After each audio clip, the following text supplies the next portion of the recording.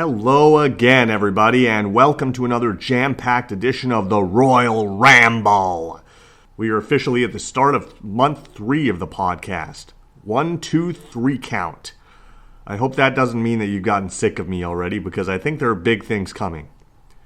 As I've said in previous episodes, I am planning on having more interview guests in the near future, both inside and outside the business, so stay tuned. I also want to introduce some new segments and perhaps do more show reviews and previews. But my main goal is to make things much more interactive with you, the listeners out there. Look, I like wrestling. I like talking about wrestling, but even more so, I like talking about wrestling with other wrestling fans. It gets lonely without a co-host, so maybe that's something I might consider this year. But in attempting to make things more interactive, I want to challenge you guys to be more active in the Facebook group. I encourage you to post more conversation topics to the wall of the group. Send me your feedback on the show. PM me what you like, what you don't like, what could be improved, etc. I want you to have a voice. Participate in the personality profile segment. It's a lot of fun and gets us to know more about each other as fans. Just some thoughts to consider. So, it's been a wild week in the world of pro wrestling, not just in terms of the fallout from the Royal Rumble, I'll get to that, but it's been a very news-heavy week in general. Many of you probably saw the reports earlier this week that Shane McMahon was quietly let go from the WWE. I mean, that is huge, like earth-shattering news almost. This is the boss's son, and if he was released, who's even safe anymore? Suddenly, the idea of Triple H being let go doesn't seem all that far-fetched. It's funny because for a supposedly quiet release, is it really quiet when literally every wrestling news site has reported it? Hopefully we have more details on this shortly, but my understanding is that Shane was largely responsible for the booking of the men's Royal Rumble this year and positioning himself as one of the top stars coming out of it, which didn't sit too well with both WWE officials and talent. He also apparently had a hand in booking last year's Royal Rumble as well as the previous years, but wasn't given as much political power. It's a really bizarre situation, but one that I think needed to happen for the greater good. I think politics will always exist in the business, so this might at least be a step in the right direction and be taken as a warning to those who try to exercise any degree of political power in the future. As far as WWE releases go, no one shy of Vince McMahon himself seems to be off limits. The other big story to come out this week, although not nearly as newsworthy depending on your perspective, is that Ric Flair has announced a separation from his 5th wife, Wendy Barlow, who many of you may remember as Mademoiselle Fifi in WCW. The couple married in 2018, and the Nature Boy took to Twitter this week to ask that people respect their privacy and the privacy of their families during this time. I can't say that I'm all that shocked over this development, but I genuinely hope that they are both doing well. There has certainly been an increasing demand through social media lately for certain individuals, acts, or talents to be canceled based on controversial comments made. First, it was Joe Rogan, the popular podcaster and UFC announcer, spreading misinformation regarding coronavirus vaccines, resulting in Neil Young and other musical acts wanting to pull their music from Spotify until Rogan's show is canceled. Then it was the popular host of The View, Whoopi Goldberg, making controversial comments about the Holocaust on air, which led to her suspension from that program. And the wrestling world, of course, is never immune to such controversy. Remember Brian Kendrick? Well, you probably know him better as the Brian Kendrick, but by his own admission in a recent TMZ interview, he made some very vile comments of his own regarding tragedies like 9/11, the Holocaust, and the Sandy Hook shootings. And it couldn't have been more poorly timed. Not that there was ever good timing for this sort of thing, but he was set to make his AEW debut on this week's episode of Dynamite versus Jon Moxley, but ended up being pulled from that event and replaced by Wheeler Yuta. I think it's safe to say that Mr. Kendrick's wrestling journey might be over. Sadly, at 42 years old, this was probably not his ideal way to end an otherwise stellar career. But maybe he'll still end up in Season 4 of Dark Side of the Ring, who knows. With all this talk about the controversy outside of the ring, what about the controversy in the ring? I did address the Shane McMahon story and his role in booking the debacle that was the men's Royal Rumble. Some are even saying it was the worst Rumble of all time. I don't know about worst of all time, but it's definitely one of the most boring and certainly the worst since the 2014 Rumble that fans turned on because Daniel Bryan wasn't in it. There was talk at one point that Riddle was supposed to win. It would have definitely added some life to the main event scene and received a huge pop from the live crowd, but all things considered, I ultimately think that they did make the right choice. I'm a fan of Riddle, but not so much a fan of a surprise for the sake of a surprise, and that one would have come right out of left field. I think you need to establish someone as a top guy before giving them such a massive opportunity. Riddle is certainly on his way up, but not quite there yet. I mean, we're talking about a guy that was jobbing clean to Otis less than a month ago. That is not a guy that I can picture winning a Royal Rumble, and definitely not a world title. But they have a long time to build him up, so it might have worked. I just hate the 50-50 booking that has plagued WWE for several years. It gets no one over. Having said that, I don't think it was necessary to have Brock Lesnar win either, given that his match with Roman Reigns at WrestleMania is already set in stone, and they didn't need this match to set that up. But I'm going to do what fans always like to tell me to do, and I'm going to let this play out. Now, they've added Brock Lesnar to the men's elimination chamber in Saudi, and if he wins that match, it'll be champion versus champion at Mania, which I'm all for. And at that point, it would have made sense for him to win the Rumble. Ronda Rousey was also back at the Rumble last weekend, and I was excited. After all, I did pick her to win. However, her angle with Becky to close out Raw did kind of telegraph that her choice would be Charlotte, as she did say she'd be making that decision on SmackDown. I wasn't happy about that, as I'd like to be surprised.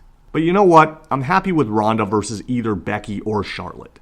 I think those are two big money matches. In fact, the only two money matches in the women's division. I just hope it doesn't end up being another triple threat at Mania, which I fear it still might be, because Vince loves his rematches. The ending of Raw was a tad overbooked with Lita coming out to challenge Becky for Saudi, and I don't think that particular segment was executed very well. I like that they're stacking the deck at least for the February show, but I can't say that I'm crazy about the match. Although I definitely prefer Lita versus Becky rather than Charlotte for some reason. One of the highlights for me every week in the WWE is Sami Zayn. His character is a combination of Seth Rogen and Zach Galifianakis. Very comical, but he can be serious when he needs to be. And I love and admire his attention to detail and the fact that he lives the gimmick. He was spotted this week at the premiere of Jackass Forever, a segment that was highlighted on SmackDown last week. And he had another confrontation with Johnny Knoxville. Honestly, I thought this story would have been over when Zayn eliminated Knoxville from the Rumble match last Saturday, but if it's continuing, I think this is a bigger match than Sami could have hoped for. I don't know if it will be an actual match between the two, but perhaps maybe a tag match or Zayn versus Nakamura with Knoxville in Nakamura's corner. I'm not really into most celebrity angles at Mania, but I think this one could work because of Sami Zayn, and it has thus far. I love his In Zayn segments every week. It's a highlight, as I've said, and reminds me of the Mad TV Jackass sketches with Will Sasso playing the role of a drunk Kenny Rogers. If you have never seen those skits, you are truly missing out. The other big thing coming out of SmackDown this week, and I say big thing depending on your interpretation, was the inevitable return of William Goldberg, who once again comes in after a 3-month absence and gets an automatic title match without doing anything. I mean, the next show is in Saudi, and this is probably something that they wanted on the card, but I don't think there is anyone within the sound of my voice who wants to ever see Goldberg in a wrestling ring again. I mean, he's a recurring character on the hit ABC series The Goldbergs and seems to be doing pretty well in that role and as an actor in general. Let's just call it a career here. This feels like he's simply just fulfilling his contractual obligation and nothing more. Beating him is not going to make Roman Reigns mean any more than he already does. You know, part of the enjoyment of pro wrestling, at least to me, is not knowing what to expect. But I think literally everyone and their grandmothers saw this coming. And much like the Becky and Lita match, I truly doubt that anyone is expecting a title change here. But it's really just another payday for the near 60-year-old Hall of Famer. Well, he does at least look tremendous for his age, so I'll give him that. Now, before I switch gears and start talking about AEW, I must first address what is in my mind the best current WWE show, and that's NXT UK. It's not a program that I regularly bring up, but I have to talk about that crazy main event, and even crazier and tragic ending. It was kind of similar to the conclusion of the Okada and Ibushi final from the New Japan G1 last year. Blair Davenport was the challenger in her second chance to win the NXT UK title from defending champion Miko Satomura. It's a shame how that one ended because they were having a really good match up until that point. And then Davenport attempted a double-footed stomp off the top rope to Satomura, who was positioned chest first across the ring apron. She did land the move, but unfortunately when she connected with the arena floor, she appeared to have twisted her ankle or knee or something and received immediate medical attention, something that is very rarely seen on WWE television. I definitely wish her a speedy recovery and want to remind the viewers out there on behalf of WWE and pro wrestling in general to never attempt any of the moves at home or really anywhere. NXT UK did deliver a really good show Thursday night, as did AEW with Dynamite on the Wednesday. Bryan Danielson delivered another solid promo this week, trying to recruit Jon Moxley to join him as they form a stable of young talent to take under their wing. It reminded me so much of when Bret Hart reformed the Hart Foundation in '97 and reconciled with his brother Owen. Danielson is definitely better known for his ring skills, but his mic work is nothing to sleep on. That guy is a great promo. And as underrated as Danielson is on the microphone, I think MJF might be just as, or maybe more underrated in the ring.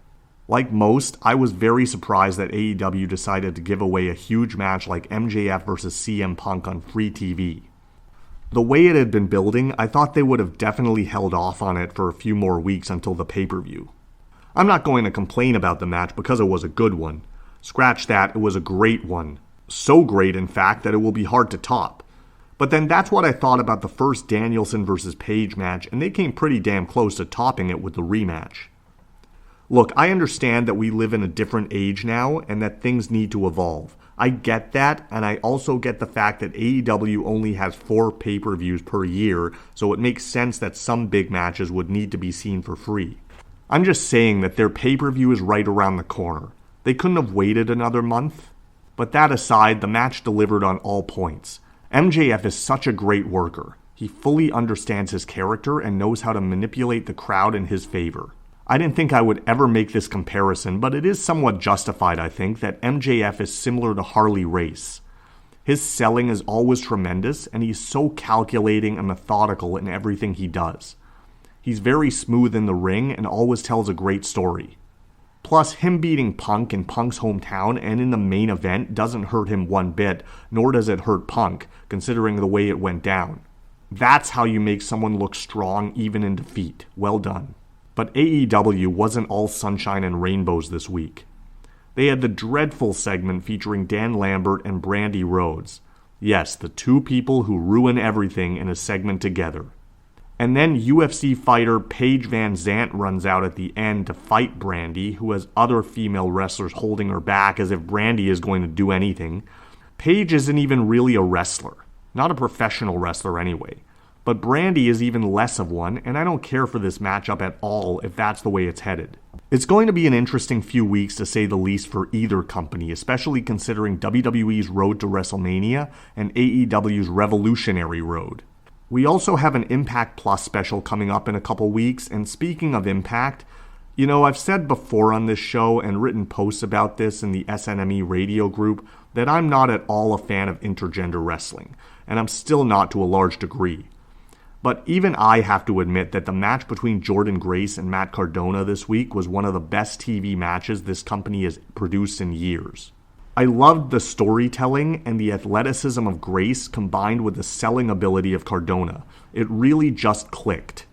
I'm still not crazy about this whole digital media championship or internet title, whatever you want to call it, but that aside, they both brought it Thursday night, and it also led to the apparent heel turn of Cardona, who will hopefully start finally embracing the character that got him over outside of WWE that he's portrayed in other promotions like GCW, instead of being the comedy act mid-Cardona that he's been playing up until this point in Impact that really nobody cares about.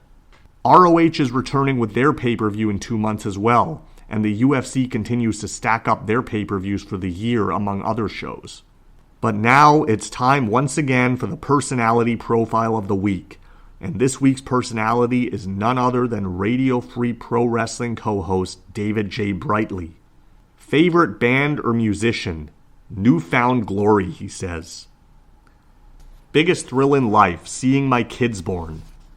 A great moment for anybody, I'd imagine. Person you would most like to meet, Sean Burkhead. And David, it just occurred to me, I realize that you guys are on opposite sides of the pond and haven't actually physically met each other. So that would be a great first meeting. And for those who may be unfamiliar, Sean is actually David's co-host on the Radio Free Pro Wrestling podcast, David being in the UK and Sean is, of course, in the US. Favorite sport besides wrestling? Ice hockey and cricket, he says. Favorite athlete? Joe Aguinaldo. Wow. Favorite TV show? Top Gear.